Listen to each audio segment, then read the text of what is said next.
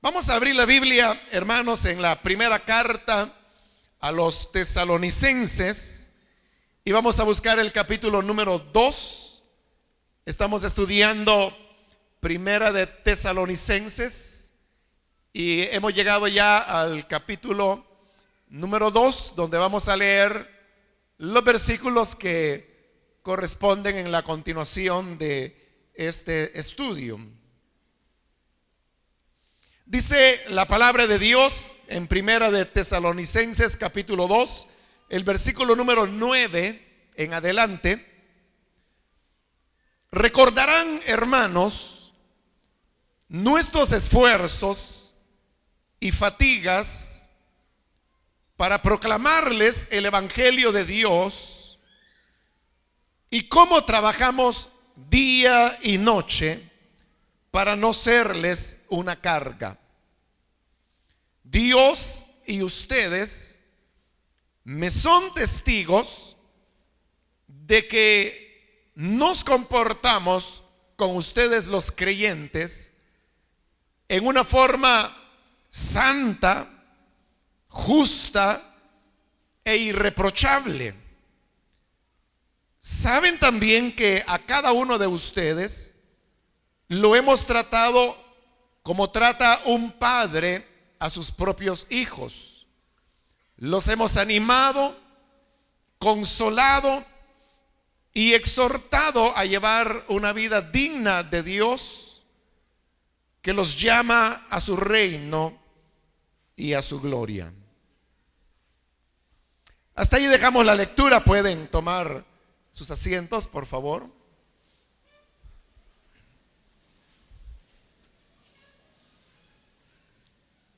Recordarán, hermanos, que en este capítulo 2 de Primera de Tesalonicenses, Pablo comienza a recordar a los tesalonicenses cómo había sido su visita a esa ciudad que hemos explicado ya solamente duró unas pocas semanas, en razón que la persecución rápidamente estalló, y esto hizo que el apóstol tuviera que salir pronto de la ciudad juntamente con Silvano y Timoteo, aunque posteriormente él enviará a Timoteo para saber el estado en que la iglesia se encontraba, precisamente por esos dos elementos, que era una iglesia donde todos eran recién convertidos al evangelio, y por otro lado una iglesia que en el momento mismo de su nacimiento comenzó a padecer persecución. Recordando esa labor, es que en este capítulo 2 Pablo comienza a mencionar algunos de los detalles que fueron como las características de su trabajo en Tesalónica. Y hemos dicho que eso es muy valioso, porque vuelvo a reiterar que Primera de Tesalonicenses es el primero de los libros del Nuevo Testamento en ser escrito, y también es el documento cristiano más antiguo que conocemos y con el cual contamos hasta la época presente. Ya he dicho que Primera de Tesalonicenses se escribió, hay bastante certeza en que fue escrita en la primera mitad del año 50 de nuestra era. Y por eso es importante, porque es el documento más antiguo, pero al mismo tiempo nos está diciendo cómo Pablo desarrollaba su tarea misionera.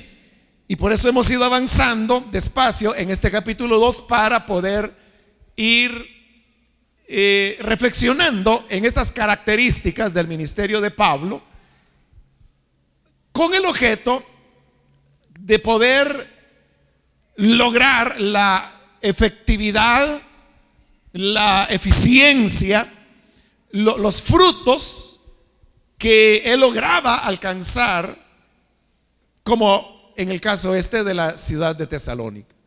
Dentro de esas características que él menciona, ahora llegamos al versículo 9, donde dice: recordarán, hermanos, nuestros esfuerzos y fatigas para proclamarles el evangelio de Dios, y cómo trabajamos día y noche para no serles una carga.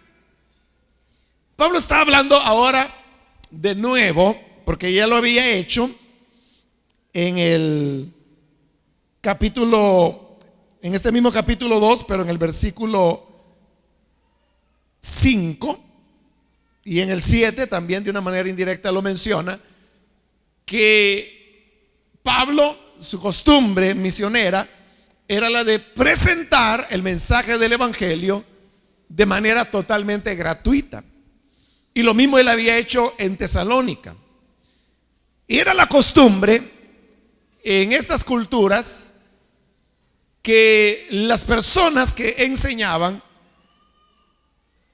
ellos podían sobrevivir gracias a las aportaciones que las personas les daban. Ellos eran no solamente personas que daban enseñanzas de tipo religioso, sino que también habían, por ejemplo, filósofos. Y dentro de los filósofos había dos maneras fundamentales como ellos lograban ganarse la vida. Había un grupo de corrientes filosóficas que lo que hacían estos maestros era cobrar por enseñar. Pero luego había otras corrientes que por su misma naturaleza, como por ejemplo la escuela de los cínicos se llamaba, que no tiene nada que ver con cinismo, sino que la palabra cínico responde a cómo ellos tenían una concepción del mundo. Por esa misma concepción del mundo, ellos no cobraban, sino que lo que hacían era mendigar. Pedían limosnas de las personas y de esa manera era como sobrevivían. La diferencia con Pablo es que cuando él llega, en primer lugar, no cobra nada, y en segundo lugar, tampoco se dedica a mendigar, sino que lo que hace es que se dedica a trabajar. Y el punto era que entre los filósofos y también los maestros que enseñaban algún aspecto religioso en esa época, ellos consideraban que el trabajo físico era denigrante. Denigrante para, por ejemplo, un filósofo. O sea, que no era posible que un maestro filósofo estuviera dedicado a una tarea, por ejemplo, como la de Pablo, que era un artesano. Sabemos que él vivía de confeccionar tiendas, lo cual no era un trabajo tan fácil o sencillo, porque recuerde que primero no habían máquinas de coser. En segundo lugar, sí existían ya las agujas, pero las agujas no eran tan buenas como son ahora. Se rompían con facilidad, pero además las agujas tampoco eran tan finas como son ahora. Entonces, tejer una tienda de campaña que eran hechas de pieles de animales era como algo parecido a que usted quisiera perforar con un lápiz la piel o un pedazo de cuero, ¿no? O sea, no es fácil, y por eso no debe extrañarnos las palabras cuando Pablo dice en el versículo 9: recordarán, hermanos, nuestros esfuerzos y fatigas, porque el trabajo artesanal era algo que demandaba esfuerzo y que llevaba a las personas a la fatiga. Y por eso era que los maestros filósofos no se involucraban en el trabajo físico, porque ellos consideraban que era algo que no correspondía a su altura. Y lo mismo sucedía con los que daban algún tipo de enseñanza religiosa pagana. Pero ahora Pablo llega y él comienza a trabajar para sostenerse él y para sostener también a Silas y a Timoteo, que en este momento formaba su grupo misionero. Ese grupo en algunos momentos y ciudades crecerá un poco más, pero siempre estará bajo la responsabilidad de Pablo. Ahora, como lo hemos explicado ya en otras ocasiones, no era que Pablo pensase que la norma era que todo ministro del evangelio trabajara para ganarse la vida y sostener incluso a aquellos que estaban apoyándole en su labor ministerial. Porque cuando Pablo habla del tema del sostenimiento de los ministros, lo cual él toca en 1 Corintios capítulo 9, él es bien claro y lo sustenta con escrituras del Antiguo Testamento, demostrando, y lo voy a decir en las palabras que él lo dice, que aquellos que anuncian el evangelio deben vivir del evangelio. Entonces, si esa era la norma, si esa era la enseñanza, uno se preguntaría, bueno, ¿cómo era que Pablo enseñaba una cosa y vivía otra? Bueno, Pablo estaba consciente de eso, de manera que lo menciona ahí mismo en la misma 1 Corintios 9. Él dice que él está escribiendo eso porque así tiene que ser, pero aclara: no lo escribo para que se haga así conmigo. Y él reafirma y le dice a los corintios: porque nadie me va a quitar esta gloria, y es que yo les presente a ustedes el evangelio de manera gratuita. En el caso de Corinto era un caso especial porque era una iglesia conflictiva, donde una de las críticas que le hacían a Pablo era precisamente el hecho que él no recibía, él no aceptaba las ofrendas que la iglesia le quería dar. Pero el razonamiento de Pablo era: sin recibir las ofrendas de los corintios, él era criticado que no iba a hacer si las recibía. Entonces, él decía: entre dos males el menor, mejor no recibir nada. Y Pablo aclara a los corintios y él dice: no es que no los ame, yo los amo y el Señor lo sabe. Pone a Dios como testigo del amor que Pablo sentía hacia los corintios. Pero ese amor, precisamente porque era un amor genuino, se mantenía firme en no recibir nada de parte de los corintios. Ahora, en Tesalónica no había ese problema. Pero ¿por qué Pablo trabajaba al mismo tiempo que enseñaba el evangelio? Por varias razones. Una razón era que el hecho de trabajar ponía a Pablo al nivel de todas las personas, porque los sacerdotes de cultos paganos eran esos sacerdotes, personas a las cuales la gente los veía como que estaban en un nivel más alto, lo veían como que tuvieran como una nube de misterio que los rodeaba. Entonces Pablo viene y él se recoge las mangas y comienza a trabajar y a sudar para ganarse el sustento igual que cualquier otro tesalonicense. Entonces eso lo ponía a un nivel, y era como en Hechos decir: yo soy como ustedes, y lo que el Señor me ha dado, ustedes también lo pueden tener, porque no soy diferente a ustedes. Esa era una razón. Otra razón era que el evangelio se presentaba como lo presentamos hasta el día de hoy, como un don de gracia de Dios, como un don gratuito de vida que se recibe por la fe y no a cambio de méritos, y mucho menos que podamos comprar el favor de Dios con el dinero.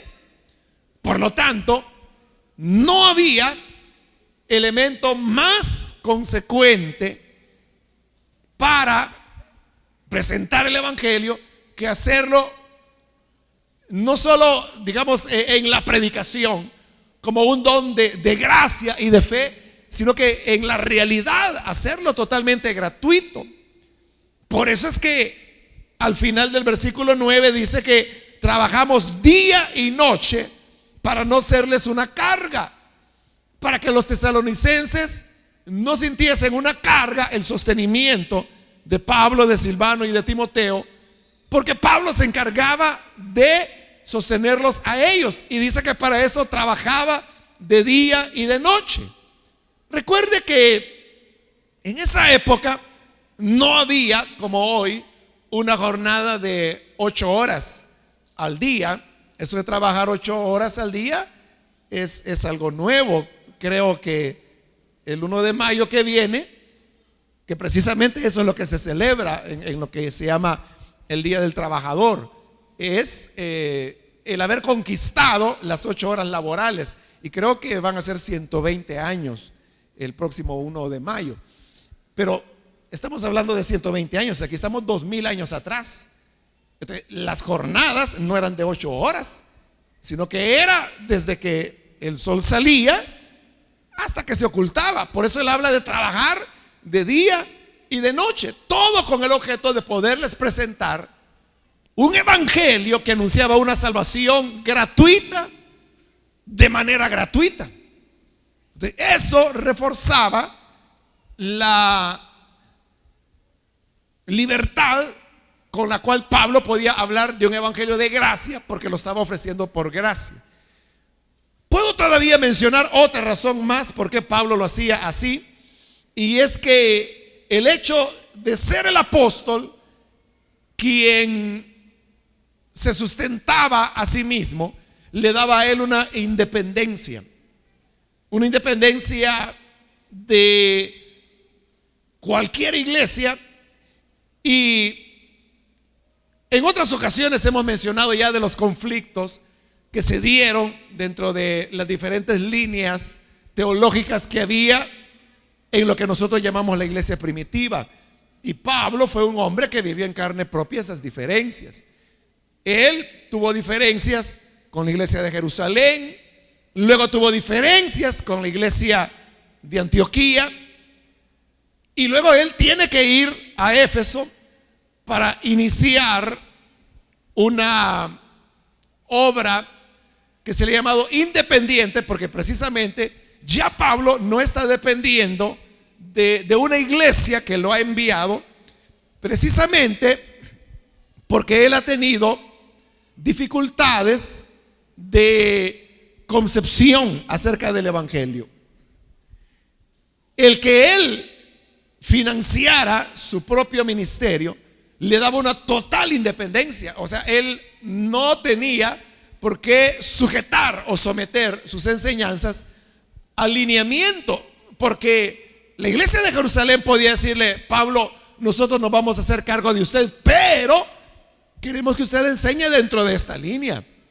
O la iglesia de Antioquía, que aunque Pablo tuvo un papel importante en la formación de esa iglesia, en realidad la iglesia luego toma un giro diferente bajo la dirección de Pedro.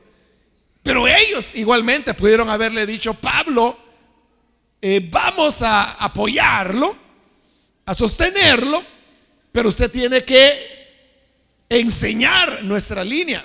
Pero Pablo tenía su propia línea, que era el evangelio de gracia.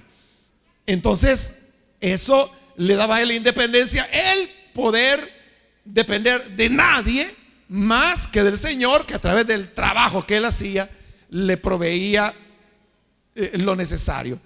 Ahora, esto, hermanos, viene a confirmar lo que él ha dicho anteriormente y que ya lo estudiamos en el versículo 5, cuando él decía que él no buscaba excusas para obtener dinero. Es que él no estaba recibiendo dinero de nadie.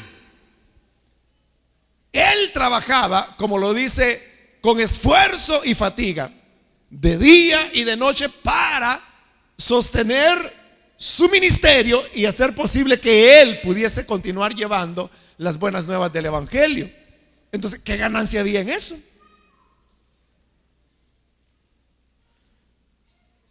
Ese es un elemento importante que nos deja ver, hermanos, cómo el evangelio avanzó rápidamente porque el ministerio de Pablo no estaba centrado en el tema del dinero. Y no es que Pablo no levantara ofrendas. Pablo lo hacía. La diferencia era que las ofrendas no eran para él, sino que eran para otras personas. Es más, cuando usted lee en las cartas de Pablo, que por ejemplo él dice: llegará Timoteo, por favor recíbanlo. Cuando él está diciendo recíbanlo, lo que está diciendo es que le dieran hospedaje, que le dieran de comer. O cuando él dice: de ustedes va a ir tal hermano, encamínenlo. Esa expresión encaminar, nosotros la entendemos como que si alguien llegó a su casa a visitarle y ya se va y le dice: lo voy a encaminar a la parada de buses, y lo acompaña. No se refiere a eso Pablo. Cuando él dice encamínenlo, lo que está diciendo es que le den el dinero necesario para que esa persona pueda llegar al destino, lo cual implicaba alimentación, hospedaje, transporte. A eso se refiere cuando él dice encamínenlo. Es decir, Pablo pedía para todos menos para él. Pero la enseñanza que podemos ahí nosotros desentrañar es que el evangelio camina mejor cuando las personas pueden certificar y saber que sus aportaciones financieras, económicas que están dando, no son utilizadas para provecho de una persona en particular o de un grupo de personas, sino que verdaderamente se está utilizando para la obra de Dios. Porque cuando las personas saben que su dinero es malversado, cuando las personas saben que su dinero no está siendo utilizado en aquello para lo cual la persona lo da, porque la persona lo da para la obra de Dios, no está dando ese dinero para que una persona que quizá no pudo por méritos propios destacar en la vida, quiere ahora llevar una vida buena, entendida como buena con dinero, a expensas de la obra de Dios. Eso se convierte en un obstáculo para la obra. Hay gente que lo que hace es cerrar los ojos ante esa realidad y dicen: bueno, yo, mi dinero, mis ofrendas, yo lo doy para Dios. Si en la iglesia lo ocupan mal, ese es asunto de ellos. Hay gente que es así, ¿verdad? Que resuelve fácilmente su problema de esa manera. Pero hay personas que no, que se sienten mal. Y hay personas que dicen: no, mejor yo no lo voy a dar. O hay personas que dicen: yo mejor este dinero lo voy a ir guardando, y cuando vea por ahí una iglesita verdaderamente necesitada, ahí lo voy a dar. Esos son elementos que ponen obstáculos al avance del evangelio. Pablo no tenía ese problema porque él no recibía dinero, por lo menos no para él, sino que para otras personas, para otros ministros, para los pobres de Jerusalén, como la famosa ofrenda que él promueve por toda la región de Acaya. No estaba en los planes de él, pero los hermanos de Macedonia decidieron hacerlo de iniciativa propia. Entonces, esto habla, hermanos, de la importancia que nosotros podamos ser transparentes, honestos en el manejo de las finanzas, y que realmente se utilice para aquello para lo cual la gente lo da. Si la gente lo da para un proyecto de la iglesia, debe utilizarse para ese proyecto de la iglesia. Si se dice se va a comprar una guitarra y la gente está dando para eso, se tiene que comprar la guitarra. Si se dice se está dando dinero para comprar un terreno, se tiene que comprar el terreno. Si se da aportaciones para la construcción de un edificio, se debe construir ese edificio. Es decir, se debe manifestar ante los ojos de las personas que su dinero realmente se está utilizando para lo que se utiliza. Eso es lo importante, y esa es la razón, hermanos, por la cual quizás lo canso. Pero cada vez que me toca predicar, yo ahí le estoy diciendo, esto es lo que necesitamos, esto es lo que tenemos, este es el atraso que llevamos, que es lo que acabo de estar diciendo hace unos minutos. ¿Por qué? Para que usted esté consciente de cómo van las cosas, porque usted es el que aporta. Bueno, todos aportamos, pero usted necesita saber cómo van las cosas, si vamos marchando, si se está dando lo suficiente o no se está dando lo suficiente, lo que se podría hacer y no se hace, precisamente porque si no hay una información, entonces la gente simplemente no sabe. Por esa causa, hermanos, nosotros debemos todo el tiempo poder ser totalmente transparentes en el manejo de los fondos, que al fin y al cabo ni son del hombre, ni son de la iglesia, sino que son del Señor, a quien usted se los dio. Porque usted se lo está dando a Él, ¿verdad? Usted no se lo está dando a un hombre, no se lo está dando a un anciano, no se lo está dando a un pastor, se lo está dando al Señor. Entonces usted quiere que llegue a la obra de Dios. De cuando hay transparencia, entonces es cuando las cosas caminan, porque así fue en el caso de Pablo. Ahora, en el versículo 10 habla de otro tema. Dios y ustedes me son testigos de que nos comportamos con ustedes, los creyentes, en una forma santa, justa e irreprochable. Hoy Pablo está hablando acerca de su conducta al llegar a Tesalónica. ¿Cómo fue la conducta de Pablo?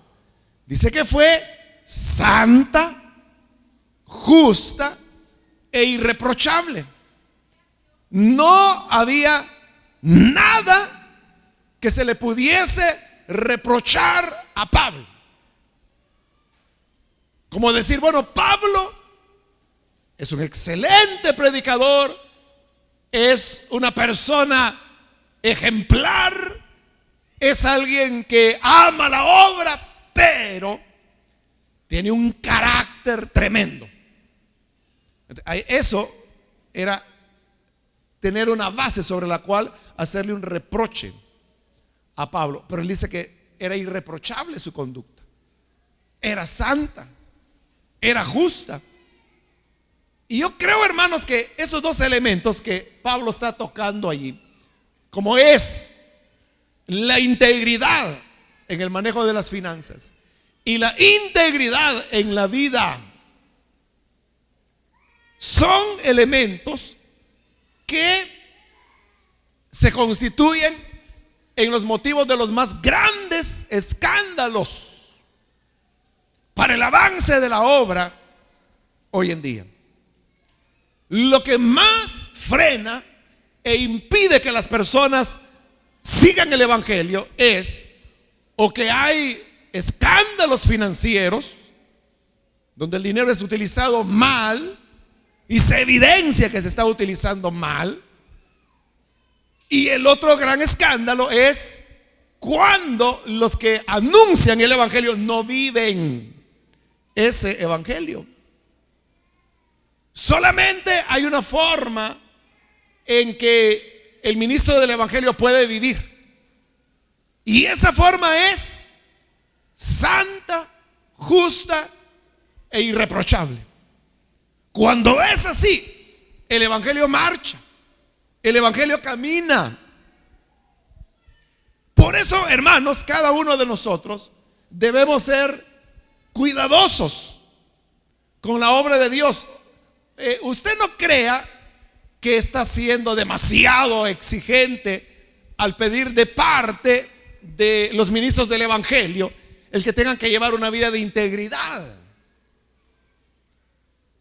Porque hoy en día como que hay personas que se han resignado a que los ministros lleven una vida igualmente desordenada como cualquiera que no tiene conocimiento de Dios. Pero como sigue predicando, entonces la gente dice, bueno, si el Señor le ha perdonado, ¿por qué no le voy a perdonar yo? Pero yo le pregunto a usted, ¿qué le dice a usted que ya Dios lo perdonó? Usted, si es que Dios lo usa. Si también utilizó a Judas para echar fuera demonios y terminó condenado. La Biblia lo llama el hijo de perdición, pero era un apóstol. Y cuando dice que ellos fueron enviados por el Señor y regresaron, dijeron: Señor, los enfermos sanan y hasta los demonios se nos sujetan. Eso dijeron ellos, los 12, y entre ellos estaba Judas.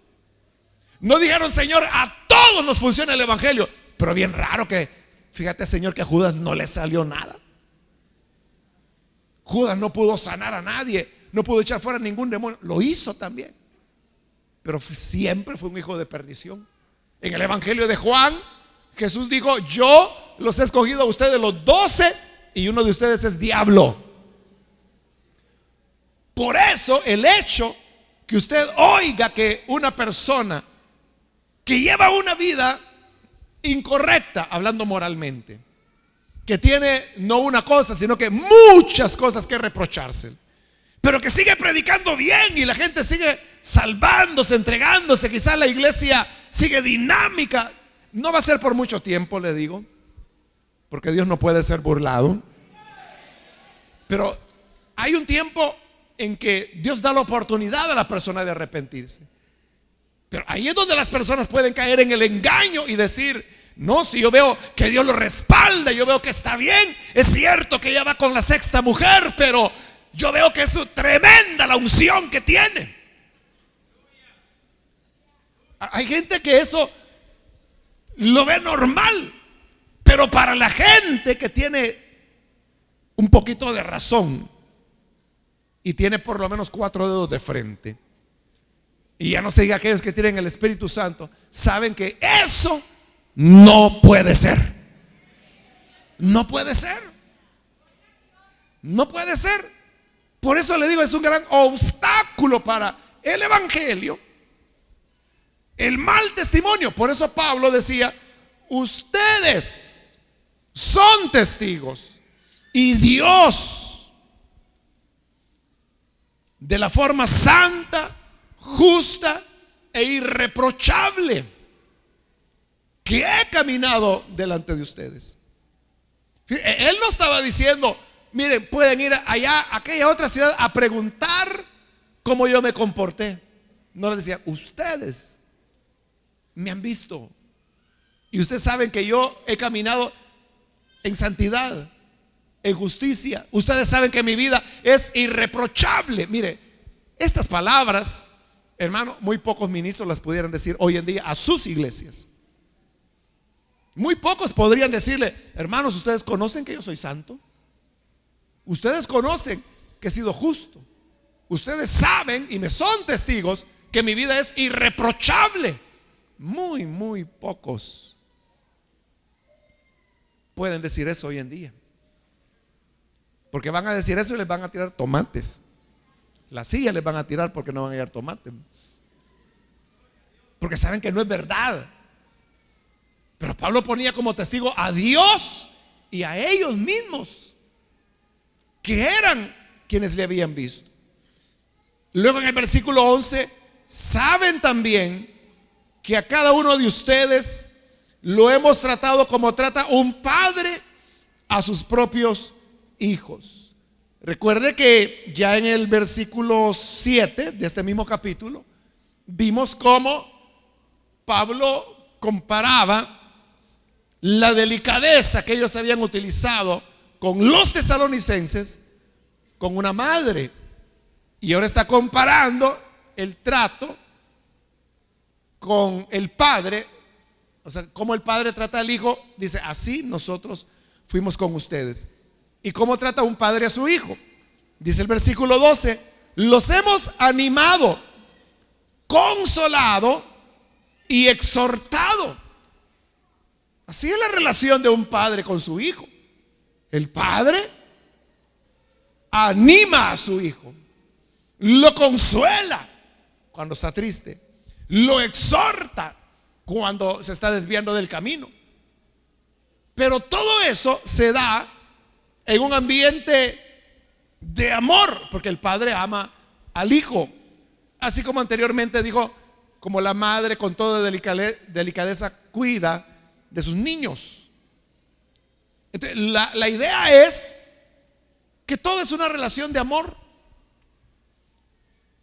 No es una relación de autoritarismo, no es una relación de cuartel, sino que es una relación de madre cuidando a su criatura, de padre cuidando a su hijo, como lo dice, animándolo, consolándolo y exhortándolo.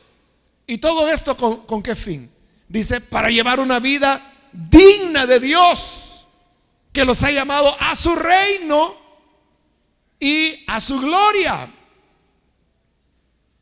Entonces, el objeto final era que los tesalonicenses pudiesen llevar una vida digna de Dios. Es decir, que ellos dijeran, nosotros servimos a Dios.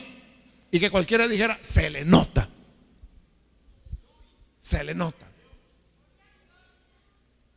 Y dice que debemos andar como es digno de Dios, porque Él a lo que nos ha llamado es a su reino y a su gloria. En todas las cartas que Pablo escribió, en todas menciona el reino de Dios. Aquí lo está haciendo ahora. Dice que hemos sido llamados al reino de Dios. Recuerde que el reino de Dios fue anunciado por el Señor Jesús, quien lo manifestó y lo anunció como un hecho presente, pero que también miraba hacia el futuro. Presente en el sentido que Él invitaba a hombres y mujeres a entrar en el reino de Dios, a los niños también, que entraran en el reino de Dios. Entrar al reino de Dios, en otras palabras, es lo que está diciendo allí, llevar una vida digna de Dios, es decir, cumpliendo la voluntad de Dios. Como ese era el anhelo de Pablo, él no podía manejar la obra de Dios con los criterios mundanos. Él no podía manejar la iglesia desde un punto de vista como de donde yo voy a sacar dinero y de dónde voy a sacar mi sustento. No lo veía de esa manera, para eso mejor trabajaba y se mantenía el mismo. Pero también no se trataba de engañar a la gente o de abusar de la sinceridad de las personas, llevando una vida impura, injusta o reprochable. Por el contrario, decía, Dios y ustedes me son testigos de cuán santa, justa e irreprochablemente he andado. Hermano, ante un ministro así, que manifiesta integridad y una vida santa, ¿quién no se sentirá atraído, seducido por un evangelio así, anunciado por una persona con esas características? Porque el mensaje del evangelio siempre es bueno. El problema es quién lo anuncia. El que lo anuncia puede desacreditar el mensaje del evangelio, por bueno que ese evangelio sea. Hace años, hermanos, se publicó un libro acerca del tema de la oración, y era un libro bueno que hablaba de eso, del tema de la oración. Lo que le quiero decir es que de repente ese libro desapareció de las librerías, ya no se vio más y no se ha vuelto a ver más. Cosa como, bueno, yo todavía tengo todavía ese libro, y me extrañaba porque siendo un libro tan bueno había sido retirado.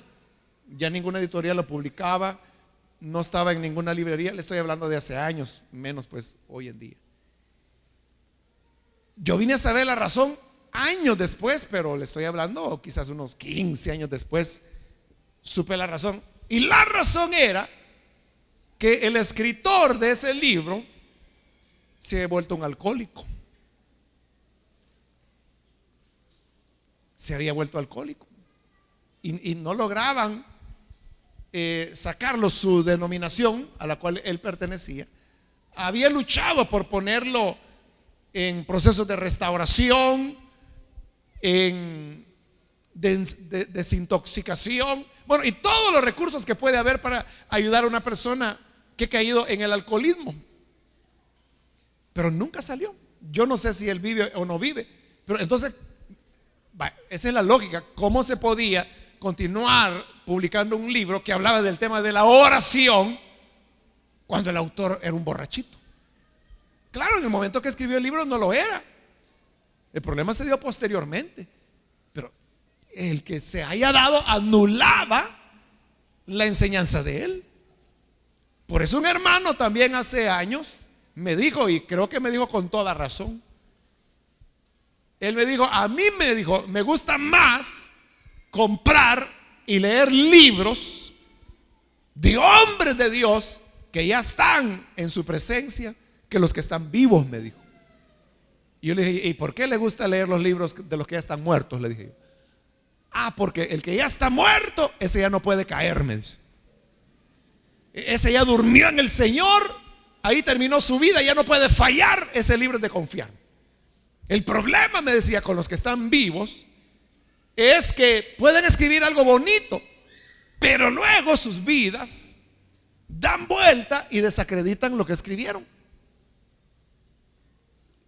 Entonces, bueno, él no, le aseguro que él no sabía el caso del libro que le estoy mencionando ahora, pero tenía razón, porque la gente eso quiere. La gente lo que quiere es que quien anuncia el evangelio ande santa, justa e irreprochablemente, y que en el manejo de las finanzas no haya nada que se le pueda señalar,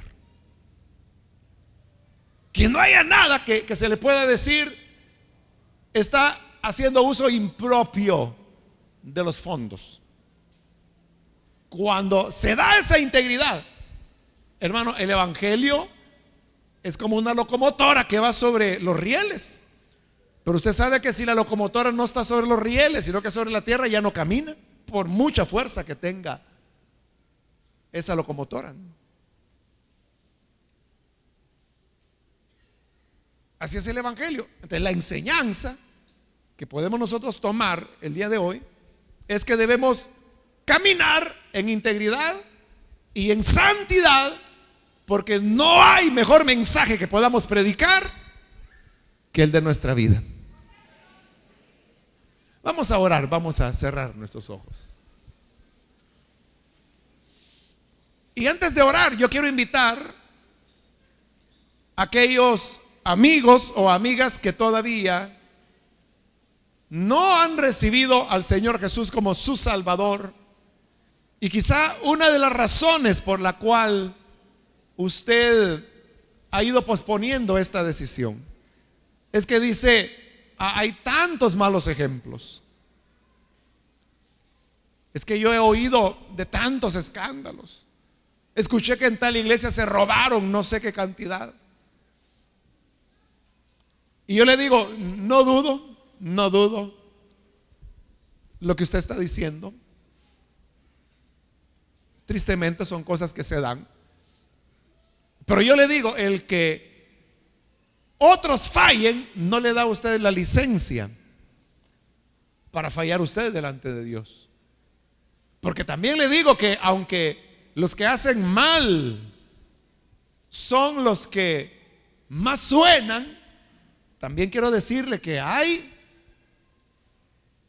hombres de Dios honestos, justos, santos, irreprochables. Los hay. Todo es en qué dirección usted mira.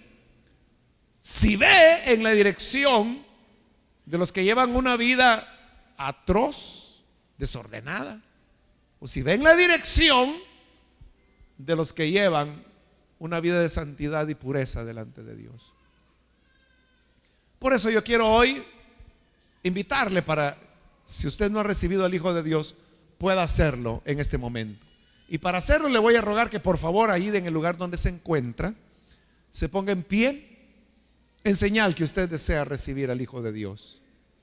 Y vamos a orar por usted. Cualquier persona, amigo, amiga, que es primera vez que usted necesita recibir al buen Salvador, le animo para que se ponga en pie, en señal que desea entregarse al Hijo de Dios. Y con gusto nosotros vamos a orar por usted. Solo le voy a rogar que por favor lo haga rápidamente, pues ya tengo poco tiempo, pero aproveche la oportunidad. Póngase en pie. Hoy es cuando el Señor le está llamando. Hoy es el momento cuando Jesús le invita para que usted pueda venir. ¿Hay alguna persona? Venga al Hijo de Dios. Para hacerlo solo póngase en pie, ahí en el lugar donde se encuentra, y oraremos con todo gusto por usted. ¿Hay alguna persona? Venga, venga, no tenga temor. También quiero invitarse ahí hermanos o hermanas que necesitan reconciliarse. Pueden pasar también aquí al frente y vamos a orar. Venga si necesita usted reconciliarse, estar en paz con Dios. Hoy es su momento, es su oportunidad para hacerlo. Le animo para que pueda acercarse.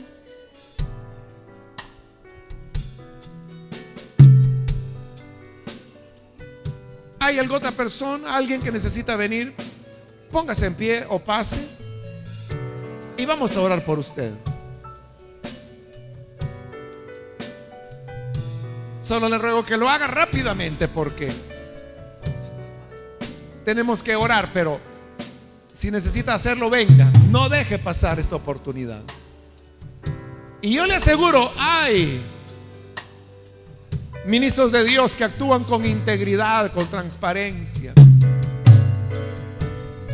que no andan buscando excusas para recibir dinero, sino que al contrario lo que anhelan es servir y hacerlo si es necesario de lo que ellos mismos tienen. ¿Quiere usted venir y entregarse al Señor?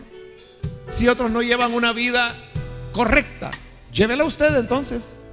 Venga y crea en el Hijo de Dios o reconcíliese con Él. Pero hágalo en este momento. Vamos a orar, pero hago la última invitación. Si hay alguien que necesita venir al Señor por primera vez o reconciliarse, pase ahora. Pase ahora y venga. Vamos a orar por usted.